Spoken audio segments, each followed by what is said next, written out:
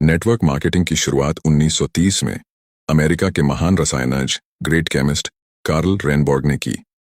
पहली बार उन्होंने खाने में आहार पूरक सप्लीमेंट के उपयोग से स्वास्थ्य में होने वाले फायदे को बताया और सप्लीमेंट पर आधारित कैलिफोर्निया विटामिन कंपनी नाम की पहली नेटवर्क मार्केटिंग कंपनी शुरू की, जहां से नेटवर्क मार्केटिंग का आरंभ हुआ और उस कैलिफोर्निया विटामिन कंपनी का नाम 1939 में बदलकर न्यूट्रालाइट रख दिया गया। भारत में नेटवर्क मार्केटिंग की शुरुआत 1995 में हुई और आज नेटवर्क मार्केटिंग इंडिया में बहुत तेजी से बढ़ रही इंडस्ट्री है। भारत सरकार ने तेजी से बढ़ रहे इस इंडस्ट्री को अपनाकर 12 सितंबर 2016 को गाइडलाइंस जारी कर दी, जिससे भारत में नेटवर्क मार्केटिंग और तेजी के साथ बढ़ी है।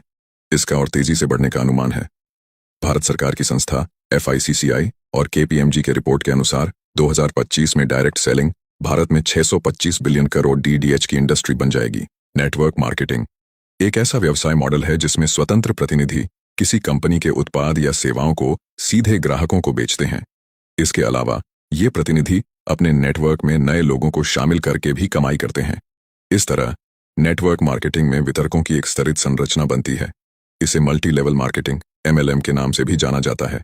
इसमें शामिल होने के लिए किसी कंपनी से जुड़ना होता है। डायरेक्ट सेलिंग कंपनियां व्यक्ति के नेटवर्क बनाने के मॉडल पर काम करती हैं। इन कंपनियों में हर व्यक्ति अपना नेटवर्क बनाता है और इसी नेटवर्क के जरिए कंपनी के प्रोडक्ट ग्राहक तक पहुंचते हैं। इस तरह व्यक्ति और उसकी डाउनलाइन द्वारा की गई बिक्री पर सेल्स पर्सन को कमीशन मिलता है। भारत में नेटवर्क मार्केटिंग का विकास और इसके भविष्य की संभावनाएं तेजी से बढ़ रही हैं। विभिन्न कंपनियों ने इस उद्योग में कदम रखा है और यह पूरे देश में लोकप्रियता हासिल कर रही है। नेटवर्क मार्केटिंग को डायरेक्ट सेलिंग या मल्टी लेवल मार्केटिंग MLM के रूप में भी जाना जाता है। इस उद्योग का आधार है उत्पादों या सेवाओं को सीधे उपभोक्ताओं तक पहुंचाना, बिना किसी बिचौलिए के। कंपनियों के एजेंट या वितरक ग्राहकों को उत्पाद बेचते हैं और उन्हें नेटवर्क में शामिल होने के लिए प्रोत्साहित करते हैं। भारत में कई नेटवर्क मार्केटिंग कंपनियां सक्रिय हैं, जिनमें से कुछ ने पूरे देश में अपनी पहचान बनाई है।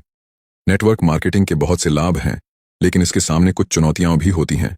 नेटवर्क मार्केटिंग एक दीर्घकालिक व्यवसाय है, जहां सफलता तुरंत नहीं मिलती। वितरकों को निरंतर समर्पण और धैर्य की आवश्यकता होती है। भारत में नेटवर्क मार्केटिंग का भविष्य उज्ज्वल है।